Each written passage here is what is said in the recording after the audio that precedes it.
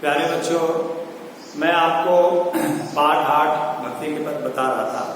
मैंने उसमें बताया था भक्ति के विषय में कि ईश्वर के प्रति जो प्रेम है वही भक्ति है, और रस का अर्थ होता आनंद। तो भक्ति रस का जो आनंद है वह बहुत अद्भुत है। भक्ति भाव की उत्पत्ति मनुष्य को बहुत सात्विक बनाती है और उसको सदाचार के लिए प्रेरित करती है। हमें ईश्वर भक्ति के प्रति बहुत आस्थावान होना चाहिए ईश्वर के प्रति। तो भक्ति हमको इसके लिए जागृत करती है।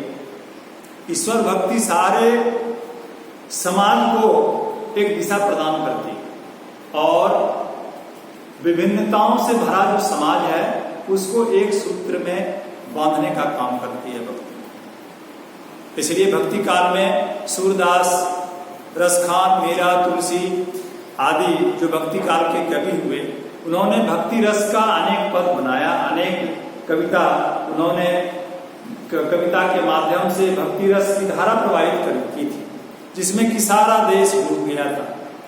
भक्ति रस के इन पदों को आज भी सारे देश में भक्त लोग गाकर आनंद का अनुभव करते हैं, और गाने वाले को जो आनंद होता है सुनने वाले को भी उतना ही आनंद। हम बता रहे थे कि कुछ शब्द था जिसको हम बताए थे कि इसको क्लियर करेंगे, जैसे अष्ट सिद्धि और नवनिधि। तो अष्ट सिद्धि वह अलौकिक शक्तियां हैं जो योग की सिद्धि के बाद प्राप्त होती हैं। ये 8 प्रकार की हैं: अनिमा, महिमा, गरिमा, लघिमा, प्राप्ति, प्रकाम्य, ईशित्व और वशित्व। ये 8 प्रकार का अलौकिक शक्ति है जिसको सिद्धि कहते हैं। निधि मतलब खजाना, यानी सबसे अनमोल रत्न। कहते हैं कुबेर के खजाने में 9 अनमोल रत्न है, उससे ज्यादा कीमती कोई नहीं।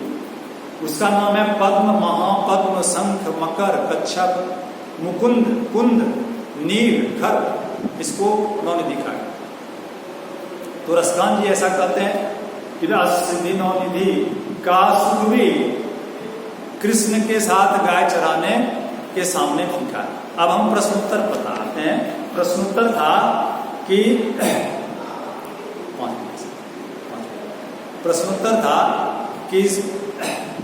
कौटिक हों कल धौत के धाम, करील के कुंजन ऊपर बारों। इसका आशय स्पष्ट करना। तो कलधौत का अर्थ हुआ सोने चांदी, सोना चांदी। कलधौत के धाम, जो सोने चांदी का धाम है, निवास स्थान है, महल है, भव्य, उसकी सुख समृद्धि का क्या कारण, जो सोने चांदी का ही बना हुआ। कोटि, कोटि मतलब करोड़ों। अब रसखान जी कहते हैं कि ऐसे करोड़ों सोने चांदी का जो धाम है, उसका जो समृद्धि वैभव है, वह भी फीका है उस वन बाग करील के कुंजन, कांटेदार वन बाग जो झाड़ी है, जहां कृष्ण ने अपना बचपन बिताया, गाय चराया, अपनी लीला की, उसके वैभव के सामने करोड़ों सोने चांदी का वैभव भी फीका है। कहने का आशय ये। दूसरा, रसखान किस कोटि के भक्त हैं, पद के आधार पर बताइए। जब हम पद पढ़ते हैं तो पता चलता है कि ये 4 प्रकार में से कौन प्रकार में है। हम बताए थे 4 प्रकार के भक्त होते हैं जो भक्ति करते हैं ईश्वर से 4 आधार पर। तो पहला है दास्य भाव, जो मालिक और दास, स्वामी और नौकर के आधार पर प्रेम करते हैं। दूसरा है सख्य भाव, जो मित्रता के आधार पर प्रेम करते हैं ईश्वर से। तीसरा है वात्सल्य भाव, जो माता पिता और संतान के बीच प्रेम होता है, उस आधार पर प्रेम करते हैं। और चौथा है माधुर्य भाव, जिस आधार पर प्रेमी प्रेमिका प्रेम करते हैं, उस आधार पर। तो इसमें से ये रसखान जी ये सख्य भाव के करते हैं। पद के आधार पर वो प्रतीत होता है कि वे मित्रता के आधार पर सबसे प्रियतम मित्र कृष्ण को मानते, तो वो सख्य भाव के कवि हैं। अब आते हैं पाठ 10 पर। पाठ 10 में, पाठ 10 आगे पढ़ना है। हम इसका प्रश्नोत्तर आपको व्हाट्सएप ग्रुप में हम आज भेजें, और बाकी जो है पाठ 8 का हम कल भेजेंगे। पाठ का नाम है पाठ 10 दिन वाला, सुभद्रा कुमारी चौहान। बस इसका हम परिचय देते हैं, समय फिर खत्म हो जाएगा। इसके बाद फिर हम प्रत्येक जाति में देखिए अच्छे बुरे लोग होते हैं, प्रत्येक धर्म में, प्रत्येक देश में अच्छे बुरे लोग होते हैं, लेकिन जो अच्छे लोग होते हैं वो हमेशा ही अच्छे होते हैं और जो बुरे हैं बुरे ही। अच्छे लोग उसको कहते हैं जो किसी भी परिस्थिति में अपनी अच्छाई को त्यागते नहीं, अपनी सज्जनता को छोड़ते नहीं। ऐसे सज्जन लोग, अच्छे लोग हर देश में, हर जाति में, हर समाज में होते हैं। चाहे कोई सांप्रदायिक दंगा हो जाए, चाहे कितनी ही विपरीत परिस्थिति आ जाए, लेकिन वो अपनी सज्जनता को त्यागेंगे नहीं। इस कहानी में जो इसका नायक है, इसका नाम है खान, जिसको हिंग वाला कहा गया है, जो अफगानिस्तान से हिंग बेचने के लिए यहाँ आता था, वह भी इस कहानी का नायक खान ऐसा ही एक भला इंसान जो यहाँ एक दंगे में फंसे बच्चों को बचाता है, उस बच्चों को बचाता है जो उनसे घृणापूर्ण व्यवहार करते। हम प्रायः कहते हैं या इस धर्म का है या तो बुरा ही है, या इस जाति का है या तो बुरा ही होगा, या इस देश का है इसलिए अच्छा ही होगा। ऐसा सोचना, ऐसी धारणा रखना बिल्कुल गलत है। इस कहानी से ऐसी धारणा का खंडन होता है, ऐसी धारणा एकदम टूट जाती है। हमको ऐसी धारणा नहीं रखनी चाहिए कि यह इस धर्म का है इसलिए बुरा ही होगा, इस जाति का है इसलिए बुरा ही होगा, ऐसा नहीं। तो अच्छा हमेशा अच्छा होता है, चाहे किसी धर्म का हो, किसी जाति का हो, किसी देश का हो।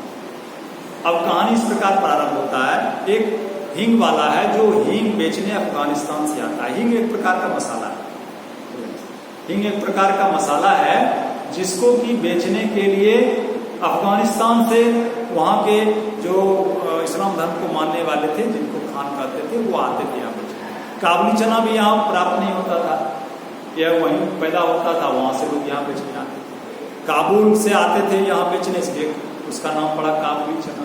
काबुल अफगानिस्तान की राजधानी। हींग भी लोग वहाँ से यहाँ बेचने आते थे। हालांकि अपना देश सदियों से मसाला के लिए बहुत प्रसिद्ध रहा, दूर दूर तक व्यापार होता था, लोग बड़े सुखी समृद्ध हुए इसको बेचकर, और उसी की चमक में तो सारे लोग भारत को खोज रहे हैं, सोने की चिड़िया को, भारत को। तो हींग हमारे देश में नहीं था, हींग अफगानिस्तान से आता था। तो उस समय एक बेचने वाला हींग फेरी लगाकर बेचता था, जिसका नाम था खान। वह फेरी लगाते हुए आया, अम्मा हींग लेगा, अम्मा हींग लेगा। चूंकि वह अफगानिस्तान का, अपने देश का नहीं है, हिंदी जरा टूटी फूटी बोलता है, असली बोलता है। कहता हुआ वह खान 45 वर्ष का लगभग कोई व्यक्ति आंगन में आकर रुक गया, बड़ा विश्वास से, जैसे कोई जाना पहचाने घर में आया, और एकदम विश्वास के साथ, एकदम भरोसे के साथ पीठ पर से वो अपना पोटली निकालता है, नीचे रखता है, और आंगन में जो एक तरफ मौलसरी का पेड़ है जिसके चारों तरफ चबूतरा बना हुआ है, उस पर वह बैठ जाता है। तब तक भीतर बरामदे से एक 9-10 वर्ष का बालक आवाज सुनकर बाहर निकलता है और देखता है उस खान को, जो प्रायः आता ही रहता है, और वह लगभग डांटते हुए बोलता है, अभी कुछ नहीं लेना है, जाओ जाओ। इस तरह